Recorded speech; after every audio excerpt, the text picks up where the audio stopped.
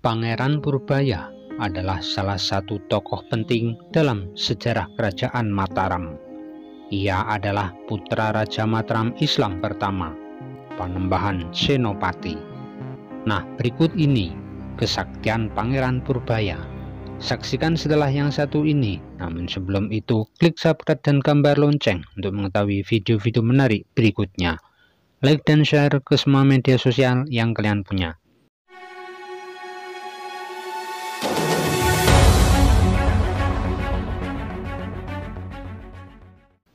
Pangeran Purbaya dipercaya sebagai sosok yang sakti mandraguna, memiliki kesaktian yang luar biasa, pernah terlibat dalam berbagai pertempuran melawan Belanda dan musuh-musuh Mataram lainnya. Ia juga berjasa dalam membantu Sultan Agung, Raja Mataram Islam terbesar, membangun kerajaan yang besar dan kuat.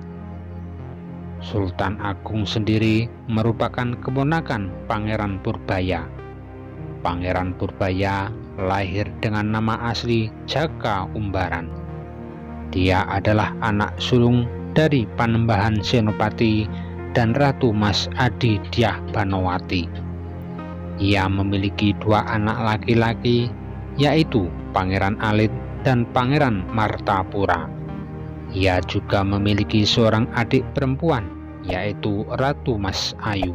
Sejak kecil, Jaka Umbara sudah menunjukkan bakat dan kecerdasan yang istimewa.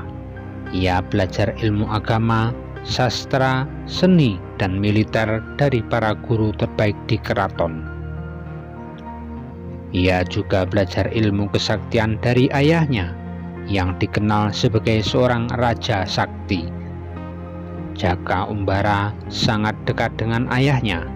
Ia sering mendampingi ayahnya dalam berbagai perjalanan dan pertempuran, lalu menjadi penasehat dan pembantu ayahnya dalam mengurus pemerintahan.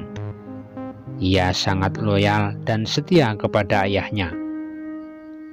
Ketika ayahnya wafat pada tahun 1601, Jaka Umbara mewarisi tahta kerajaan dengan gelar Pangeran Purbaya. Ia menjadi Raja Mataram yang kedua setelah ayahnya. Ia meneruskan cita-cita ayahnya untuk memperluas wilayah kekuasaan Mataram dan melindungi rakyatnya dari gangguan musuh.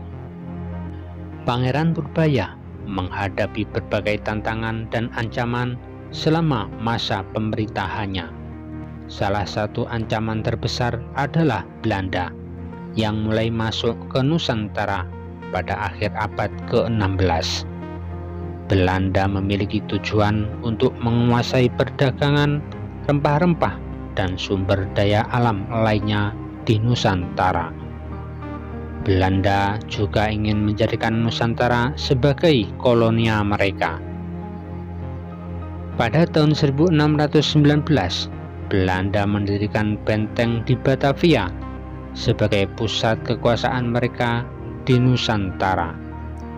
Benteng ini menjadi ancaman bagi Mataram dan kerajaan-kerajaan lain di Pulau Jawa. Belanda mulai melakukan ekspansi dan intervensi terhadap kerajaan-kerajaan tersebut. Pangeran Purbaya tidak tinggal diam melihat aksi Belanda. Ia memimpin pasukan Mataram untuk menyerang benteng Batavia pada tahun 1628 sampai 1629. Serangan ini dikenal sebagai Perang Tegalwangi atau Perang Batavia pertama. Serangan ini dilakukan bersama-sama dengan pasukan Banten, Cirebon, Demak, dan Surabaya. Serangan ini berhasil mengepung benteng Batavia selama beberapa bulan. Namun, karena kurangnya persediaan makanan dan air, serta adanya wabah penyakit yang menyerang pasukan Mataram, serangan ini akhirnya gagal. Pasukan Mataram harus mundur dengan korban jiwa yang banyak. Meskipun gagal, serangan ini menunjukkan keberanian dan kesaktian Pangeran Purbaya. Ia berhasil menggemparkan Belanda dengan kekuatan pasukan dan strateginya yang cerdik.